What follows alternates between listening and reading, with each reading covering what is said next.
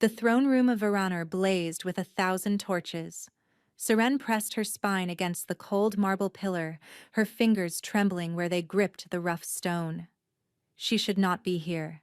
Every rational thought screamed at her to retreat to the hidden passage behind the tapestries, to return to the safety of shadows where a healer of common blood belonged.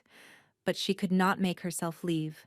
Not when Corvin stood on the dais at the far end of the hall, his powerful frame wrapped in ceremonial black and crimson. Not when his voice had summoned every noble house in the kingdom to witness what he had promised would be the most important announcement of his reign. Tonight, he had sworn to her in the darkness of his chambers, fingers tangled in her hair, lips brushing the secret mark he had bitten into the curve of her shoulder. Tonight, I claim you before the world. No more hiding.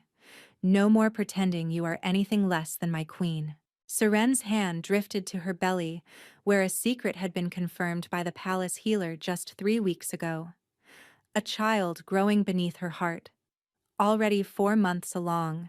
She had been saving this revelation for tonight, for after the announcement, when she could finally tell him that their bond had already borne fruit. She had imagined his face when she told him, the way his amber eyes would soften, the way he would drop to his knees and press his lips to her stomach, as he had pressed them to every inch of her skin during the months of their hidden love. But something was wrong. Seren could feel it in the cold weight settling behind her ribs.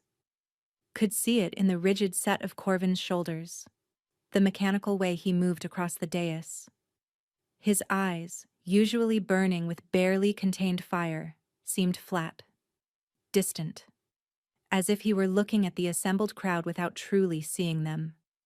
The bond mark on her shoulder ached with a dull, persistent throb. "My king." The High Chancellor stepped forward, his ancient voice carrying across the hushed assembly. "The realm awaits your declaration." Corvin's jaw tightened, a muscle feathered beneath his cheekbone. "Say it," Seren pleaded silently. "Say my name. Look for me in the crowd the way you always do, as if I am the only soul in any room that matters." But his gaze swept across the assembled nobles without pause, without recognition, without the faintest flicker of warmth. "I have gathered you here," Corvin said, and his voice sounded hollow, scraped raw, "to acknowledge a truth that can no longer be concealed." Seren's heart began to pound. A murmur rippled through the crowd as a door to the left of the dais swung open. A woman emerged, her crimson gown clinging to curves that seemed deliberately displayed, her dark hair cascading over bare shoulders like a river of ink. Vila of House Dravmont. Seren knew her by reputation. The daughter of the wealthiest merchant lord in Varanor, whose family had been scheming for a foothold in the royal court for 3 generations. Beautiful, calculating, ruthless in her pursuit of power. And she was walking toward the Alpha King with her hand resting on her stomach. "No. 6 months ago," Corvin continued, his voice devoid of emotion. "Before my coronation, I spent a night with Lady Vela. I have recently learned that night produced consequences." The throne room erupted in shocked whispers. Seren's legs nearly buckled. She caught herself on the pillar, her nails scraping against stone as the world tilted beneath her feet. "Lady Vila carries my heir," Corvin announced. "By the ancient laws of Varanor, I am honor-bound to take her as my queen." Vela's smile was a blade wrapped in silk. She ascended the dais steps and took her place beside the king, her hand sliding possessively over his arm. "I know this announcement is unexpected," Vela said, her voice carrying the false sweetness of poisoned honey. "But I am certain the people of Varanor will welcome the blessing we have been given, a child of royal blood, an heir to secure the kingdom's future." Seren could not breathe. The mark on her shoulder erupted with searing pain, as if someone had pressed a burning coal to her flesh.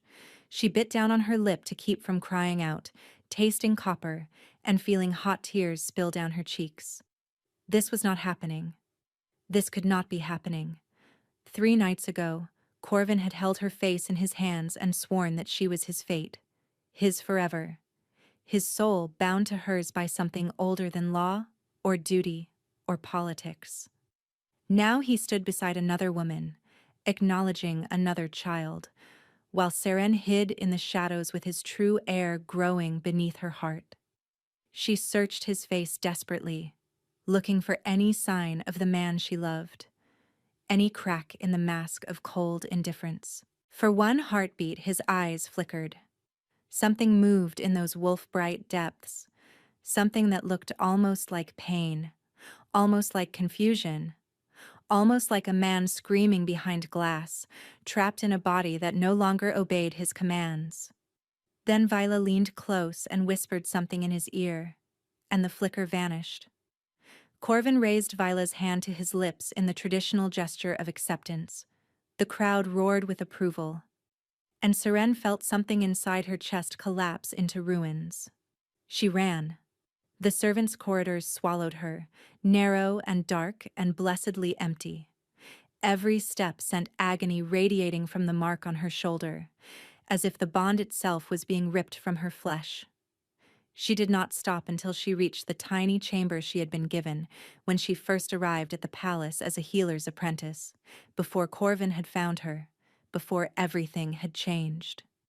She collapsed against the closed door, her body shaking with sobs she could no longer contain. A mistress. A pregnant mistress.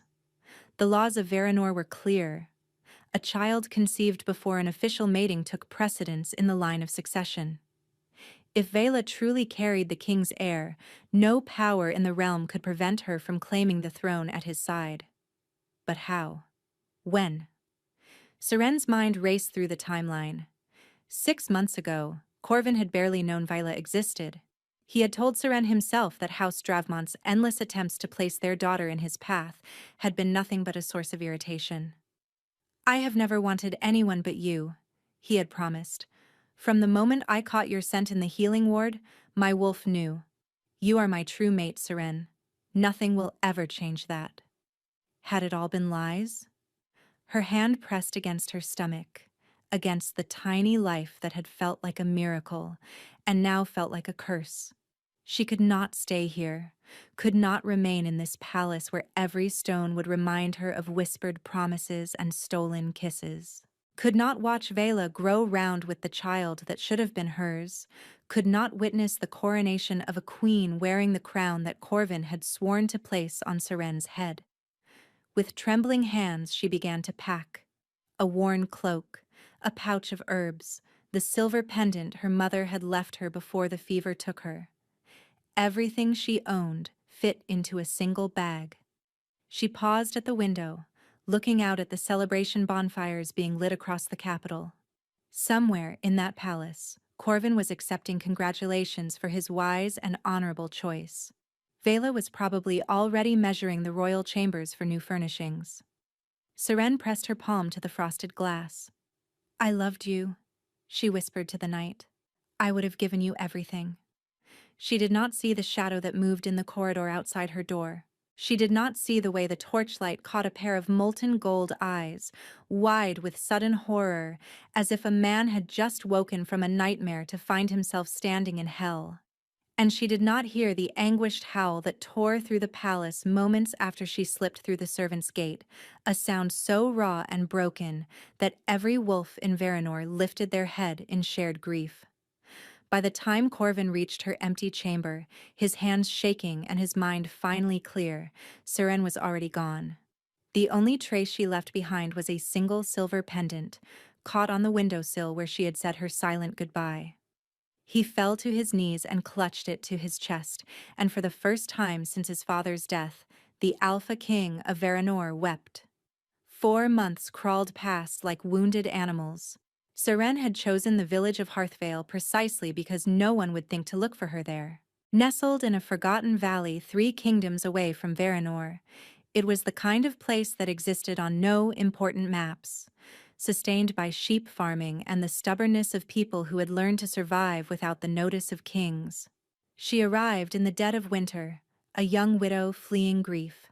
That was the story she told, and the villagers accepted it without question. They had seen enough tragedy in their own lives to recognize it in others. The abandoned cottage at the edge of the forest became her home. In exchange for her healing skills, the village elders asked nothing more than her presence when sickness came calling. And so Seren became Sarah, the healer woman with sad eyes and gentle hands, who never spoke of her past and never received letters from anyone. But the nights were harder than the days. She would lie awake with her palms pressed to the growing swell of her belly, feeling movements that grew stronger with each passing week. Sometimes the baby kicked so fiercely that she could see the impression of tiny feet against her skin. And sometimes, in the hollow hours before dawn, she could swear she felt something else entirely. A presence, vast and searching, pressing against the edges of her consciousness. A desperate longing that did not belong to her, bleeding through a connection that should have been severed the moment Corvin chose another. The bond mark on her shoulder had never faded. That was the detail that haunted her most. Among wolfkind, rejection was supposed to sever a mate bond completely. The mark should have disappeared within weeks, leaving nothing but smooth skin and bitter memories. Instead, it burned. Every night, the same dull heat pulsed through the scarred tissue. Every morning, she would check the mirror and find it darker than before, as if the bond was strengthening rather than dying. It made no sense, unless the bond had never truly been broken at all. Seren pushed the thought away each time it surfaced. False hope was a poison she could not afford to drink. Mistress Sarah? The voice at her door belonged to young Bram, the miller's son, using the name she had given when she arrived. She set aside the dried chamomile she had been sorting and moved to answer. The boy's face was flushed with excitement and cold. Traders have come through the northern pass. They bring news from the great kingdoms. Seren's heart seized. What news? Strange things, mistress. Terrible things. Bram's eyes were wide. They say the Alpha King of Varanor has gone mad. The world tilted beneath Seren's feet. Mad? She heard herself whisper. Bram nodded vigorously. He has torn his kingdom apart searching for someone. A woman. No one knows who she is or what she did. Only that the king will destroy anything that stands between him and finding her. The traders say whole villages have been questioned. Every healer in 3 kingdoms has been summoned and interrogated. Every healer. Seren's hand moved instinctively to her belly. The baby stirred, as if responding to the sudden spike of her pulse. There is more, Bram continued, dropping his voice as if sharing a secret. They say the queen, the Lady Vela, has grown desperate. Her child was born 3 months after the announcement, right on schedule for her claimed timeline, but the king refuses to acknowledge it. He has not visited the nursery even once. The nobles whisper that he does not believe the child is truly his. Something cracked in Seren's chest, something that felt dangerously like hope. The traders also speak of a reward, Bram added. 15,000 gold pieces for any information about a woman with pale hair and a healer's mark. The king's men have been showing a pendant to everyone they question. A silver pendant shaped like a crescent moon. Her mother's pendant, the one she had left behind. Seren pressed her hand to the doorframe to steady herself. Thank you, Bram. Please tell your father I will have his wife's tonic ready by evening. She closed the door with numb fingers and sank into the nearest chair. He was searching for her. Why would Corvin search for a woman he had publicly discarded? Why would he tear 3 kingdoms apart for a lover he had replaced with another? Why would he carry her mother's pendant and show it to strangers? Unless something had been wrong that night. Unless the emptiness in his eyes had been something other than rejection. A knock thundered against her door. Seren jerked upright, her pulse spiking. Bram had only just left. Who else would... She peered through the crack in the shutters and felt her blood turn to ice. 3 men stood on her threshold. 2 were clearly warriors, their massive frames and predatory stillness marking them as something far more dangerous than traveling merchants. But it was the third figure that seized her attention. A woman, cloaked in black, her face hidden beneath a deep hood. "We know you are inside, Seren of Varanor," the woman called out. "We have been sent to deliver a message." The baby kicked sharply against Seren's ribs. She grabbed the iron poker from beside the hearth and pressed her back to the wall. "I do not know anyone by that name." "Then I suppose you will not care to hear what has become of your precious Alpha King." The woman's voice dripped with malice. "How he has refused to touch his queen since the night of the announcement. How he screams your name in his sleep. How he is slowly losing his mind because the bond he shares with you was never meant to be broken." Seren's grip on the poker tightened. "Who are you?" The hood fell back, revealing features that were coldly beautiful and deeply familiar. "My name is Thessaly Dravmont," the woman said. "Vela is my sister. And I have come to ensure that you never return to Varanor alive." The first arrow punched through the shutters before Seren could draw breath to scream. She dove to the side as glass exploded across the floor, rolling behind the heavy oak table as a second arrow embedded itself in the wood inches from her face. The two warriors had shifted mid-stride, their human forms dissolving into massive wolves that crashed through her door with splintering force. Seren scrambled toward the back of the cottage, her heart pounding against her ribs. The wolves were between her and the front exit. The windows were too small to climb through. She was trapped. The first wolf lunged. Instinct took over. Seren thrust the iron poker forward, catching the beast across the muzzle. It yelped and recoiled, giving her precious seconds to dart towards the root cellar. She wrenched open the trapdoor and dropped into darkness, pulling it shut above her just as claws scraped against wood. The cellar was cold and damp and offered no escape, but it would buy her time. A few minutes, perhaps, before they broke through or smoked her out. Her hands pressed against her belly, where the baby had gone terrifyingly still. "I am so sorry," she whispered into the darkness. "I should have run farther. I should have hidden better. I should have—" A howl split the night. Not from the wolves above her. This sound came from the forest, from somewhere close, and it carried a note of savage fury that made the ground itself seem to tremble. The scratching at the cellar door stopped. Seren heard snarling, yelps of pain, the sickening crunch of bone and the wet tearing of flesh. Thessaly screaming commands that dissolved into a shriek of terror, then a gurgling silence, then nothing. She pressed her hand over her mouth, barely daring to breathe. Heavy footsteps crossed the floor above her. The trapdoor groaned as something tested its weight. "Seren." The voice reached through the wood, through the darkness, through 4 months of grief and longing and shattered dreams. She would have known it anywhere. "Seren, please, I know you are there. I can feel you through the bond." A ragged breath. "I have been searching for you every moment of every day since you vanished. I have torn apart everything I built trying to find you. Please, please let me see you." Her hands were shaking so badly she could barely grip the latch. She pushed the trapdoor open and climbed into the ruins of her cottage. Corvin stood amid the wreckage, blood dripping from wounds that were already healing, his chest heaving with exertion. Behind him, through the shattered doorway, she could see the twisted bodies of the wolves who had tried to kill her. And beyond them, crumpled in the mud, lay Thessaly Dravmont, her throat torn out, her scheming eyes staring sightlessly at the winter sky. But Seren's eyes found only him. He looked like a man who had not slept in months. Dark hollows bruised the skin beneath his eyes. His cheekbones stood out too sharply beneath flesh that seemed stretched thin with suffering. His hair, usually immaculate, hung in tangled disarray.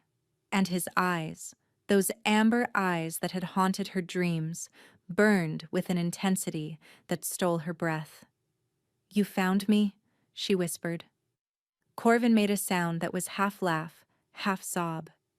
He reached toward her, then stopped, his hand trembling in the air between them. "I was never going to stop looking." His words faltered on the emotion behind them. Not until I drew my last breath. Not until... His gaze dropped to her swollen belly. Every trace of color drained from his face. Seren. Her name was barely a breath. Is that... Are you... She pressed her palm protectively against the curve of her stomach. 4 months along when I left. Almost 8 now. Corvin's knees buckled. The Alpha King of Varanor, the most powerful wolf in 3 kingdoms, collapsed to the floor of her ruined cottage and pressed his forehead to her belly, his shoulders shaking with silent sobs.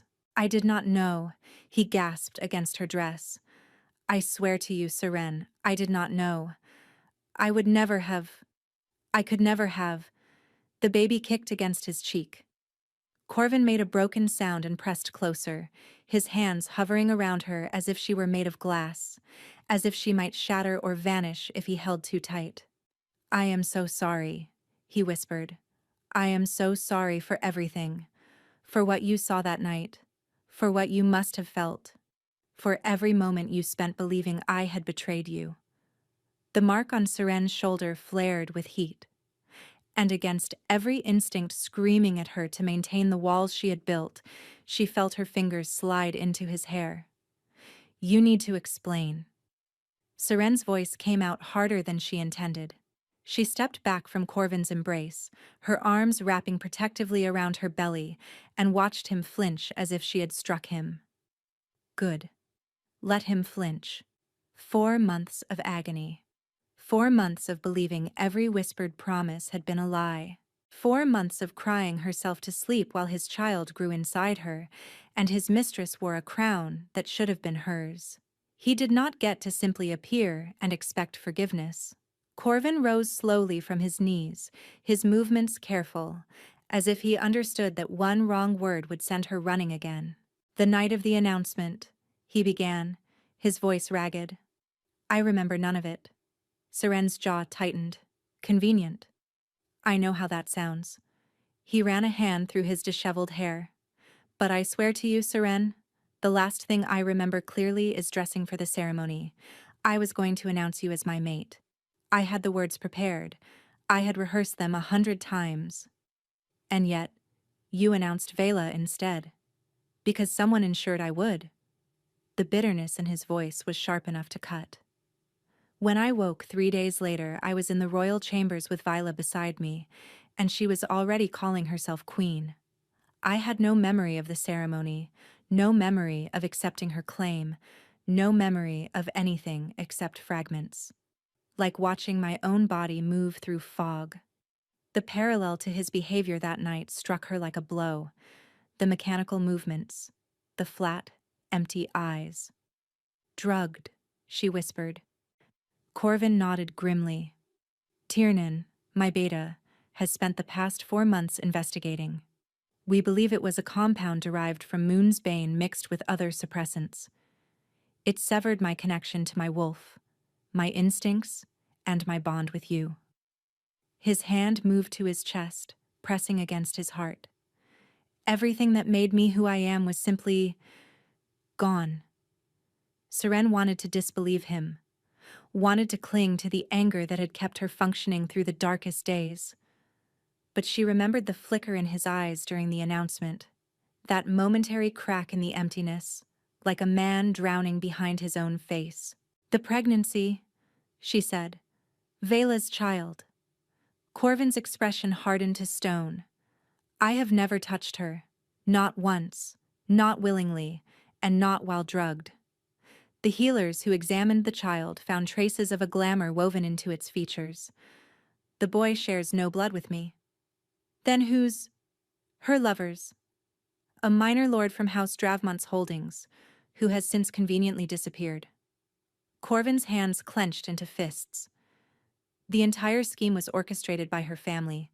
They have been planning this for years.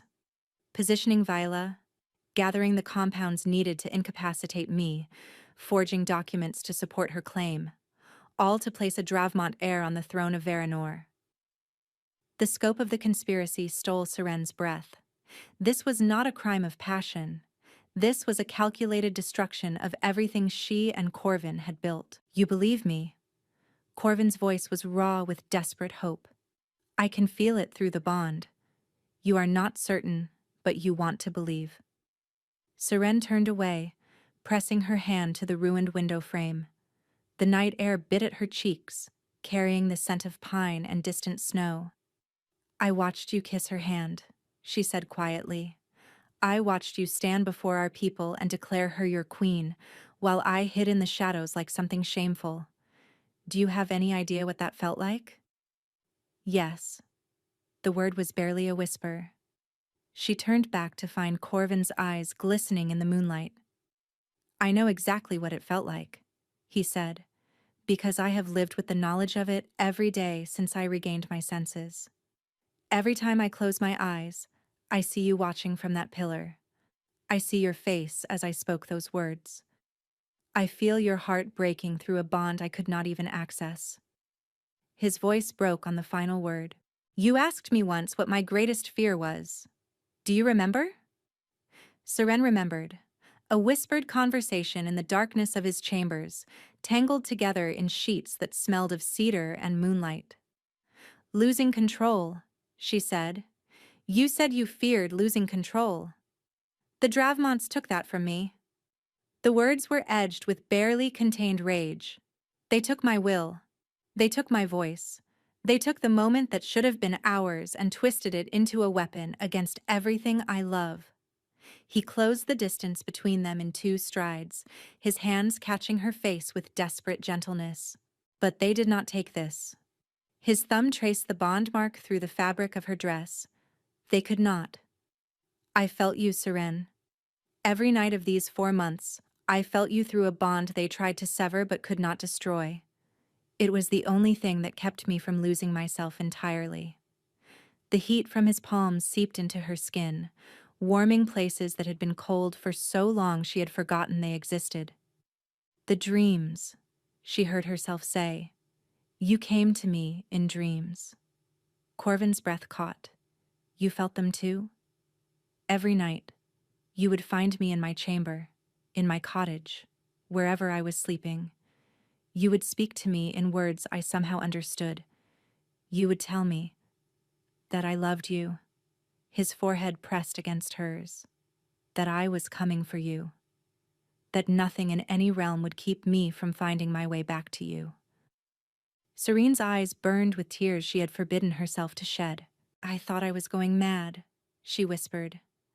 I thought my mind was conjuring you because my heart could not accept that you were truly gone. My wolf was reaching for you. Even suppressed, even damaged, he never stopped trying to find his mate. Corvin's voice dropped to something rough and reverent. You are not mad, Seren. You are everything. You have always been everything. The baby kicked, hard enough that his hands felt it through her belly. Corvin's expression shattered into something raw and wondering. Our child, he breathed. You have been carrying our child alone, believing I had abandoned you, and still I loved you. The confession tore from Seren's throat before she could stop it. I tried to hate you. Every day I told myself that what we had was a lie, that you had used me and discarded me, that the man I loved never truly existed. But I could not make myself believe it. Even at my lowest, even when the pain was unbearable, some part of me knew. Corvin made a sound like a man dying and being reborn in the same breath. When he kissed her, it felt like coming home. His lips moved against hers with desperate tenderness, pouring 4 months of longing and grief and hope into a single point of contact. Seren felt the connection between them roar to life, flooding her with sensations that were not entirely her own. His love, vast and consuming. His terror at nearly losing her. His fierce, protective need to keep her safe. And beneath it all, a question pulsing through like a heartbeat. Will you come back to me? She answered without words, her fingers curling into his shirt, pulling him closer. When they finally broke apart, both trembling, Corvin kissed her forehead, then each of her closed eyelids, then the corners of her mouth. "Come home," he murmured against her skin. "Let me make this right. Let me give you the life I promised." Seren opened her eyes and saw the ruined cottage around them, the shattered windows, the bloodstains on the floor, the bodies of the wolves who had come to kill her on Vila's orders. "The Dravmonts will not simply let me return," she said quietly. "They sent assassins tonight. They will send more." Corvin's expression hardened into something lethal. "Then the Dravmonts will learn what happens to those who threaten my mate and my child." He cradled her face in his hands. "I have an army waiting for my command, Seren. 3,000 wolves who have watched their king slowly descend into madness and would tear apart the world to see him whole again. Vila's family has no idea what is coming for them." The mark on her shoulder pulsed with warmth. And for the first time in 4 months, Seren allowed herself to believe that the nightmare might finally be ending. "Together?" she asked. Corvin pressed his palm to her belly, feeling the child shift beneath his touch. "Together," he vowed. "From this moment until the stars burn out. I will never let you go again." Outside the ruined cottage, wolves began to emerge from the tree line. Dozens of them, their eyes gleaming with fierce loyalty in the moonlight. Corvin's army had arrived, and with them, the beginning of a war that would either destroy the Dravmonts forever or burn Varanor to ashes. The journey to Varanor should have taken 5 days. Corvin's wolves made it in 2. Seren rode before the Alpha King on his massive black destrier, his arm wrapped securely around her waist, his chest a wall of warmth against her back. She had protested at first, insisting she could ride her own mount, but Corvin had simply lifted her onto his saddle and silenced her objections with a look that brooked no argument. "My wolf has been separated from you for 4 months," he had said, his voice rough with emotion. "He will not tolerate even 10 feet of distance, not yet. Perhaps not ever again." So Seren had relented, allowing herself to lean into his embrace as the miles disappeared beneath thundering hooves. As they rode through the second night, Corvin told her everything. He told her about waking from the drugged haze to find Vela in his chambers, her hands already reaching for him, her voice dripping with false sweetness as she spoke of their wedding plans. About the revulsion that had flooded through him, the primal rejection that his wolf had screamed even before his mind fully understood what had happened. He told her about throwing Vela from his rooms and summoning Tiernan, demanding answers that no one could provide. About the creeping horror as he pieced together fragments of the ceremony from witness accounts, realizing that something catastrophic had occurred while he was trapped inside his own unresponsive body. He told her about finding her chamber empty, about falling to his knees amid the scattered remnants of her hasty departure, about pressing her mother's pendant to his lips and howling until his throat bled. "I sent wolves to every corner of the realm within the hour," he murmured against her hair. "But you had vanished completely. No trail, no witnesses. It was as if the earth itself had swallowed you." Seren's hand found his where it rested on her belly. "I traveled only at night, stayed off the main roads, used a different name at every village. You were protecting our child?" Pride and anguish wove through his voice. "Even believing I had betrayed you, you were keeping our baby safe." "I would have done anything for this child." She turned her head to meet his gaze. "I still will." Corvin pressed his lips to her temple. "You will never have to protect our family alone again. I swear it on my blood and my bond." The baby stirred beneath their joined hands as if sealing the vow. As dawn painted the sky in shades of amber and rose, the spires of Varanor emerged on the horizon. The capital city spread across the valley below, its ancient walls gleaming in the early light. But something was terribly wrong. Smoke rose from the merchant quarter. The great banner above the palace gates, which should have displayed the royal crest of Varanor, had been replaced by a serpent coiled around a bleeding heart, the sigil of House Dravmont. No. Tiernan's voice was sharp with disbelief. The beta had ridden alongside them through the night, his silver-streaked fur now returned to human form. They would not dare. Corvin's arm tightened around Seren as a growl built in his chest. They have taken the palace. How is that possible? Seren demanded. You have been gone only 2 days. The Dravmonts have been planning this coup for years. Vila's pregnancy was merely the first step.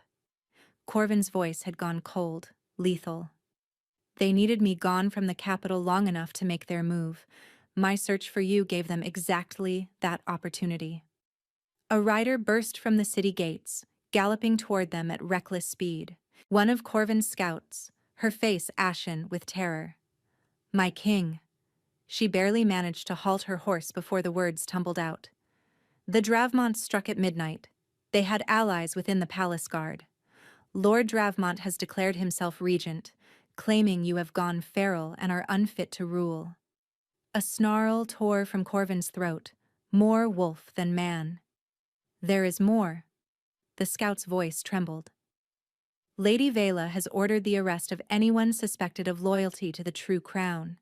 They have taken hostages. 43 servants and guards who refuse to bend the knee. They are to be executed at sundown as traitors to the realm. Seren felt the blood drain from her face. Including the old healer who served in the palace infirmary. The scout continued, the one called Mirella, who trained the Lady Seren before her disappearance. Mirella. The name struck Seren like a physical blow. Mirella, who had taught her everything she knew about healing, who had covered for her absences when she slipped away to meet Corvin in secret, who had pressed a bundle of dried herbs into her hands the night she fled, whispering, "For the sickness that comes with new life. Be safe, little one." Mirella had known about the pregnancy, had helped her escape, and now she would die for that kindness. We have to save them, Seren said fiercely, already calculating the hours until sundown. We cannot let 43 innocent people die because they stayed loyal to you. Corvin looked down at her, his expression torn between the desperate need to protect her and the knowledge that she was right. Seren, you cannot enter that city. If the Dravmonts capture you. If we do nothing, Mirella dies. All of them die. She met his amber gaze without flinching. I will not hide while others are slaughtered in my place. I will not have their blood on my hands.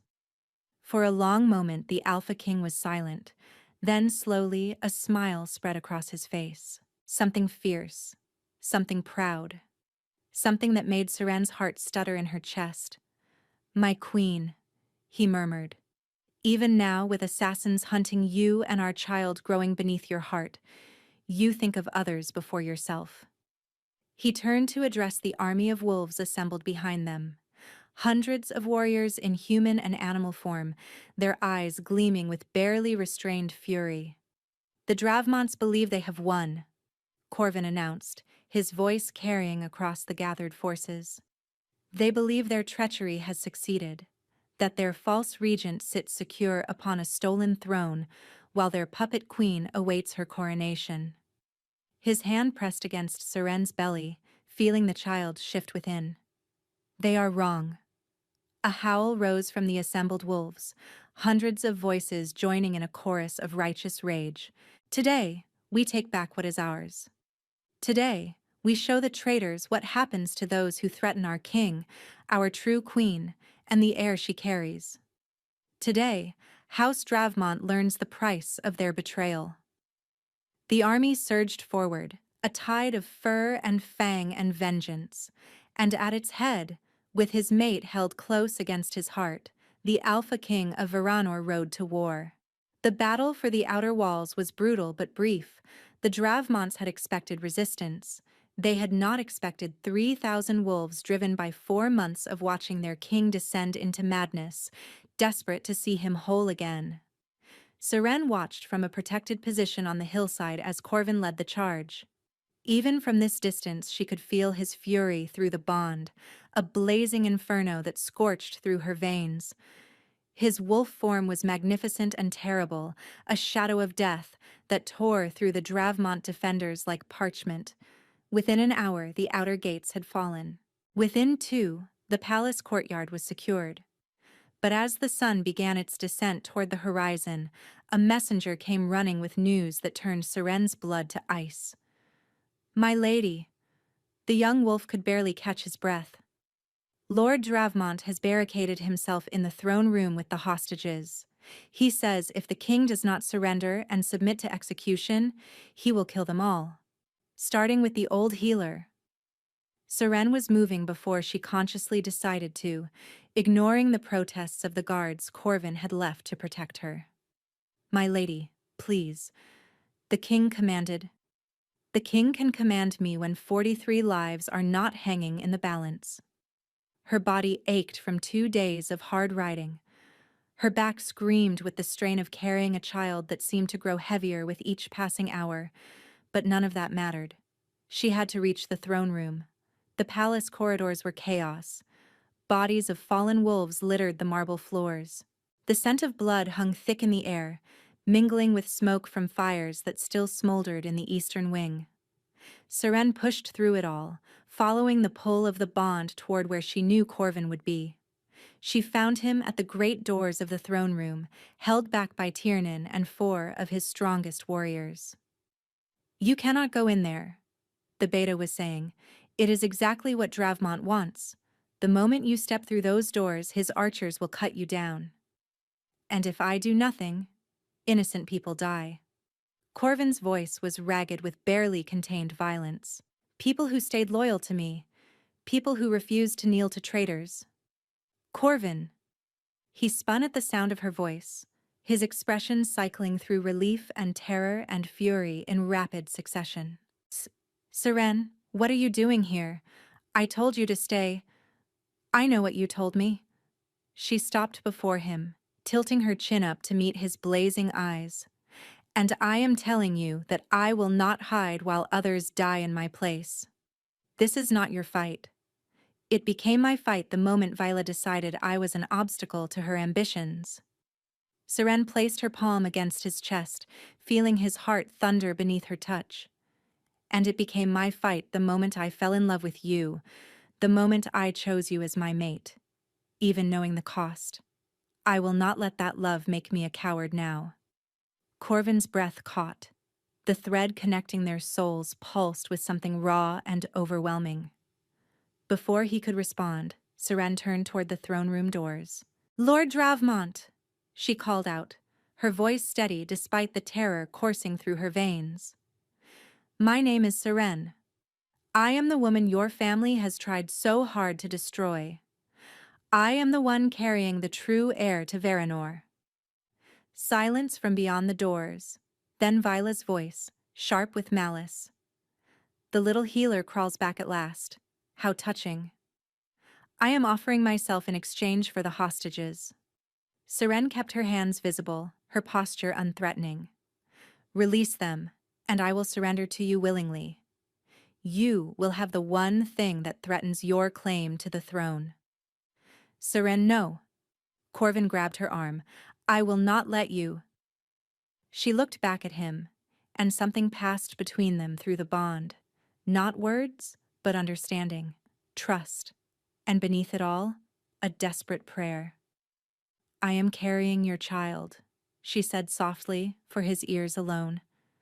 "Do you really think I would do anything to endanger our baby? Trust me, Corvin, please."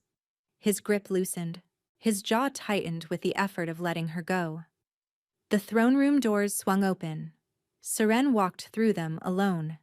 The scene inside was worse than she had imagined. 43 hostages knelt in rows before the raised dais, their hands bound behind their backs, their faces pale with exhaustion and terror. Armed Dravmont soldiers stood behind them with blades drawn, positioned to execute on command.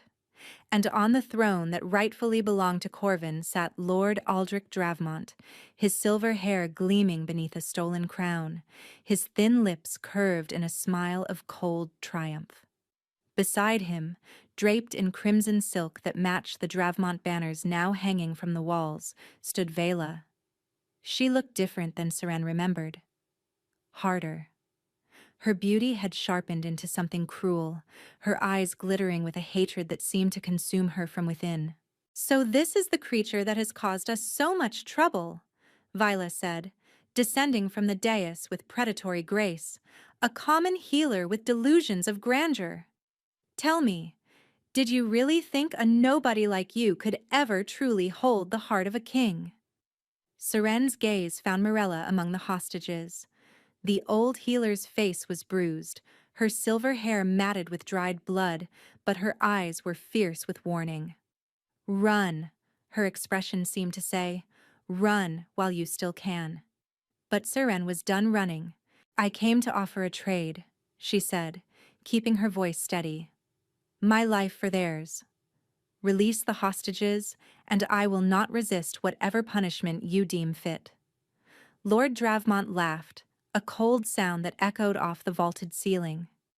"You misunderstand your position, girl. You have no bargaining power here.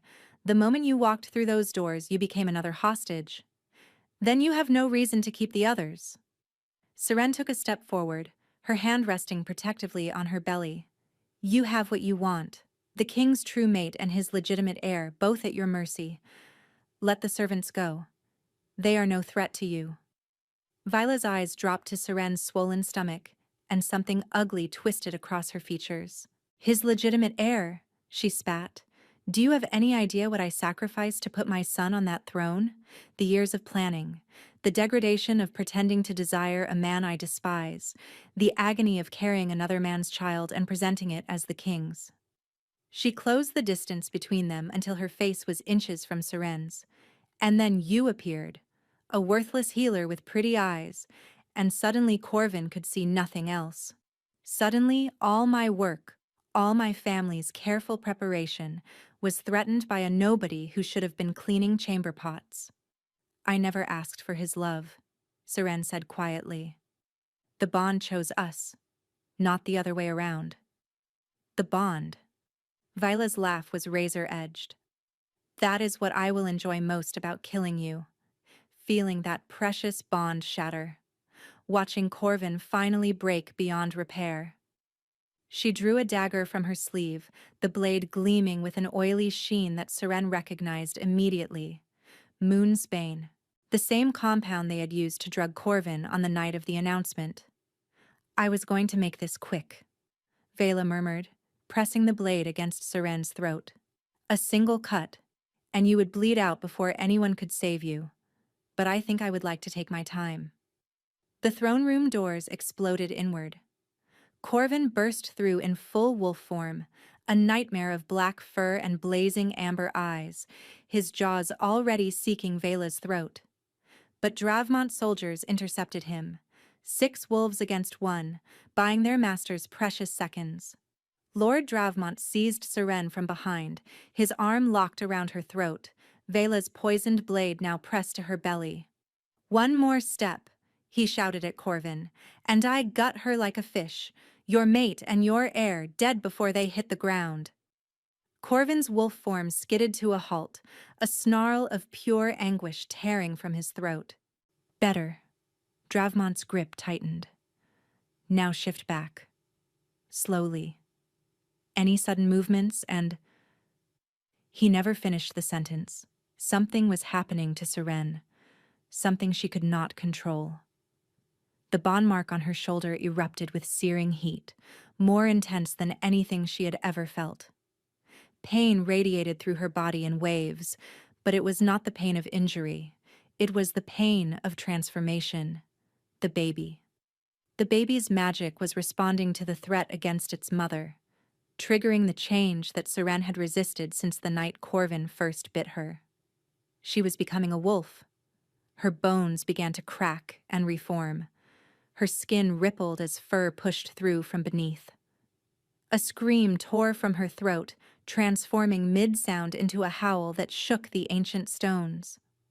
Lord Dravmont stumbled backward in shock, releasing his grip. The shift completed in an explosion of golden light. Where a pregnant woman had stood, a wolf now crouched. Her fur was the color of starlight, her eyes blazing with amber fire that matched her mate's. She was smaller than Corvin's massive form, but power radiated from her in waves that made the Dravmont soldiers whimper and back away. And somehow, impossibly, the child within her had survived the transformation, protected by the same magic that had triggered it. Seren's wolf lunged at Vila before the woman could react. Her jaws closed around the wrist that held the poisoned dagger, crunching through bone with savage satisfaction. Vela's scream pierced the air as the blade clattered to the floor. Corvin reached her side in 3 bounds, his black form pressing against her white, a perfect contrast of shadow and light. Together they turned toward Lord Dravmont. The would-be regent stumbled backward, his stolen crown tumbling from his head, his face slack with terror. "Mercy," he gasped. "I surrender. I—" Corvin's jaws closed around his throat. The crunch of vertebrae echoed through the sudden silence. Around the throne room, Dravmont soldiers were throwing down their weapons, falling to their knees in submission. The wolves, who had fought to protect Seren's entry, flooded through the shattered doors, securing every exit. Vila crawled toward the fallen dagger, her shattered wrist leaving a trail of blood across the marble floor. Seren intercepted her, one massive paw pinning the woman to the ground. Their eyes met. Wolf and woman. True queen and false. "Please," Vela whispered. "Please. I was only—" Seren shifted back to human form, standing over her fallen enemy with blood-matted starlight hair and eyes that held no mercy. "You drugged the man I love," she said quietly. "You tried to steal his throne, his child, his very will. You sent assassins to murder me in my bed. Your own sister died trying to finish what you started. And now you beg for mercy." Her hand found her belly, where the baby kicked strongly against her palm. "The mercy you showed me is the mercy you will receive." She looked to Corvin, who had also shifted back, standing amid the carnage like an avenging god. "She is yours to judge, my king." Corvin's expression was carved from granite as he stared down at the woman who had orchestrated so much suffering. Vela of House Dravmont," he pronounced, "for treason against the crown, attempted murder of the true queen, and conspiracy to corrupt the royal bloodline, you are sentenced to exile in the frozen reaches. Your name will be struck from all records. Your house will be dissolved. You will live out your days as the nothing you tried to make my mate believe she was." Vela's scream of fury echoed off the walls as guards dragged her away. Corvin crossed to Seren in 3 strides, his hands cupping her face with desperate gentleness. "You shifted," he breathed. "Pregnant, untrained, facing an enemy who should have killed you, and you shifted." Seren managed a weak smile. The baby was very motivated. "Our baby." His voice caught. "Seren, when Dravmont had that blade to your belly, I thought—" She silenced him with a kiss. Around them, wolves began to howl, a celebration of victory, of justice, of a true mate bond that had endured poison and politics and the darkest schemes of desperate enemies. When they finally broke apart, Seren's gaze found Morella among the freed hostages. The old healer was weeping with relief, supported by 2 young servants who had survived the ordeal beside her. "Go to her," Corvin murmured. "She kept your secret. She helped you escape when you needed to run. She has more than earned a moment with the queen she protected." Seren crossed the throne room on unsteady legs, exhaustion finally catching up to her now that the danger had passed. Morella opened her arms and Seren fell into them. "I knew you would come back," the old healer whispered. "I told them every day. I told them the true queen would return and set things right." "I almost did not," Seren admitted. "I almost stayed hidden forever. But you did not. Because you are stronger than you know, little one." Morella pulled back to cup Seren's face. "You always were." Behind them, Corvin was already issuing orders, securing the palace, sending messengers to the provinces with news of the Dravmont defeat, beginning the long work of rebuilding a kingdom that had been fractured by months of chaos. But his eyes kept finding Seren across the crowded throne room. And in those amber depths, she saw everything she had ever wanted: home. In the weeks that followed, Varanor began to heal. The Dravmont holdings were seized and distributed among the families who had suffered under their conspiracy. The soldiers who had participated in the coup were given a choice: exile or service in the border garrisons, far from the capital they had betrayed. Most chose the borders. A few chose to vanish into the wilderness, never to be seen again. Vela's journey to the frozen reaches was witnessed by thousands who lined the roads to watch her pass. She traveled in an iron cage, stripped of her fine gowns and jewels, her shattered wrist bound in rough bandages that would leave it forever crooked. The crowds did not throw stones or shout curses. They simply watched in silence, which was somehow worse. The child she had tried to pass off as the royal heir was quietly placed with a farming family in the southern provinces, far from the politics that had corrupted his birth. He would grow up knowing nothing of his mother's schemes, nothing of the throne she had tried to steal in his name. Some whispered it was more mercy than Vela deserved, but Corvin had made his judgment, and no one dared question the Alpha King, not anymore. The palace itself transformed under Seren's quiet influence. She refused the elaborate chambers that had once belonged to Vila, choosing instead a suite of rooms overlooking the healing gardens she had tended during her time as a palace servant. The windows faced east, catching the first light of dawn, and she would often sit there in the early hours with her hands on her swelling belly, watching the sun rise over the kingdom that would soon belong to her child. Their child. The bond between her and Corvin had grown stronger with each passing day, but it remained incomplete. The claiming marks they bore, his teeth on her shoulder, hers not yet given, pulsed with a constant awareness of each other. She could feel his emotions bleeding through at all hours, his joy when he saw her each morning, his worry when she pushed herself too hard, his overwhelming tenderness when he placed his hands on her belly and felt the baby kick against his palms, but they had agreed to wait. "When the kingdom is stable," Corvin had said, pressing his lips to her forehead, "when our enemies are defeated and our people are safe, then we will complete what we started. Then I will make you my queen in truth, before the gods and all the realm." Seren had agreed, though the delay chafed against something primal in her newly awakened wolf. The night of the completion ceremony arrived with the first full moon of spring. The great hall had been transformed. Where torches had once cast harsh shadows, now thousands of candles burned in holders of silver and crystal, their light soft and warm. Where the Dravmont banners had hung during the dark days of the coup, the true royal crest now flew, restored to its rightful place. And where Viola had once stood in her crimson gown, accepting a crown she had stolen through treachery, Seren walked in a dress of midnight blue, her starlight hair flowing loose around her shoulders, her belly round with the child who had survived so much to reach this moment. Corvin waited on the dais, dressed in ceremonial black and silver, his amber gaze never leaving her face as she approached. The High Elder, the same ancient wolf who had presided over the false choosing months ago, now spoke the true words of bonding. "Corvin, Alpha King of Varanor, blood of the first wolves, do you claim this woman as your mate, your queen, your partner in all things until death releases you from your vow?"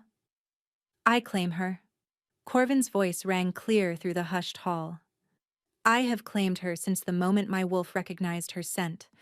I will claim her until my last breath and beyond."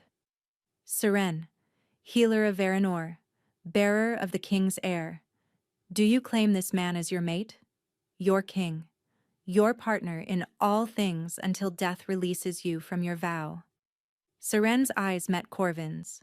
In their depths, she saw the reflection of every moment they had shared, the secret meetings, the whispered promises, the The devastating separation, the desperate search, the reunion that had nearly come too late. "I claim him," she said. "I have claimed him since the first time he looked at me and saw something worth loving. I will claim him until the stars themselves burn out." The elder nodded solemnly. "Then let the bond be completed. Let what was begun in shadow be sealed in light." Corvin stepped forward and tilted his head, baring his throat to her in the ancient gesture of submission. The most powerful wolf in 3 kingdoms, offering his vulnerability to his mate. Seren's wolf rose within her, guiding her movements as she pressed her lips to the place where his pulse thundered beneath his skin. She felt his anticipation bleeding through the bond, felt his desperate need for completion, felt the years of loneliness that had preceded her, and the months of agony that had nearly torn them apart. Her teeth sank into his flesh. The bond exploded between them like a sunrise after endless night. Seren gasped as Corvin's essence poured into her, merging with her own in ways she had never imagined possible. She felt everything he had ever felt for her. The moment he had first caught her scent in the healing ward and felt his world shift on its axis. The agony of the drugged ceremony, his wolf screaming in a cage of his own flesh, the desperate months of searching, following the thread of their bond through darkness and distance, and she felt him experiencing her memories in return. The terror of watching him choose another. The grief of believing herself abandoned. The fierce, protective love that had kept her fighting, kept her surviving, kept her hoping even when hope seemed foolish. When she finally released him, they were both trembling. The great hall had erupted in howls of celebration, but neither of them heard it. They stood locked in each other's gaze, the completed bond singing between them like a chord, struck on a harp of stars. "My queen," Corvin breathed. "My king," she answered. He kissed her then, in front of the assembled nobles and the cheering crowds, and the thousands of wolves who had fought to bring them to this moment. It was a kiss of promise and possession, of healing and homecoming, of 2 souls finally merged into one. 3 weeks later, in the soft light of a summer dawn, Seren gave birth to twins. A boy came first, his dark hair already thick on his tiny head, his cry strong and demanding. When the healers placed him in Corvin's arms, the Alpha King wept openly, his massive warrior's hands trembling as they cradled his son. "He has your stubbornness," Seren managed from the bed, exhausted but radiant. "I could feel it the entire time he was growing." Corvin laughed through his tears. "Good, he will need it to rule." Then the second child arrived, and the room fell silent with wonder. A girl, smaller than her brother, but no less fierce. Her first cry was not a wail but something closer to a howl, and when she opened her eyes, they blazed with amber fire that matched her father's. "She shifted," Morella whispered from her place beside the bed. "In the womb. That is why the birth was so difficult. This child carries power I have never seen before." Corvin took his daughter in his other arm, holding both children against his chest, his face slack with awe. "What will you name them?" Tiernan asked from the doorway, his voice rough with emotion. Seren reached for her children, and Corvin carefully transferred them to her waiting arms. The twins settled against her breast, their tiny fingers intertwining as if they had been holding hands their entire existence within her. "The boy will be Alder," she said softly. "For the tree that grows strongest after storms." Corvin nodded, his hand coming to rest on their son's head. "And the girl?" Seren looked down at her daughter, at the fierce amber eyes that stared back at her with unsettling awareness. "Luna," she whispered, "for the moon that guided her father to me through the darkest nights." Corvin made a sound that was half laugh, half sob. He climbed onto the bed beside her, careful not to jostle the children, and wrapped his arms around all 3 of them. "I do not deserve this," he murmured against her hair. "Any of this. You. Them. This second chance." Seren turned her head to meet his eyes. You fought for us. You tore apart your kingdom to find me. You never stopped believing, even when I had given up. She pressed her lips to his cheek. You deserve everything, Corvin, and I will spend the rest of our lives making sure you know it. Outside their window, the wolves of Varanor lifted their voices in a chorus of joy. The song spread across the kingdom, from the capital to the smallest village, from the mountain peaks to the distant shores. Every wolf in the realm felt the pulse of the completed bond, felt the arrival of the twin heirs, felt the rightness of a story that had finally reached its proper ending. And in the great tapestry of Varanor's history, a new chapter was woven. The tale of a healer who became a queen, of an alpha king who defied poison and politics and madness itself to reclaim his true mate, of a love that could not be broken by conspiracy or separation, or even the cruelest manipulations of jealous enemies. They had found each other against impossible odds. They had built a family from the ashes of betrayal, and they would never be parted again. Thank you so much for listening. I hope you enjoyed this story.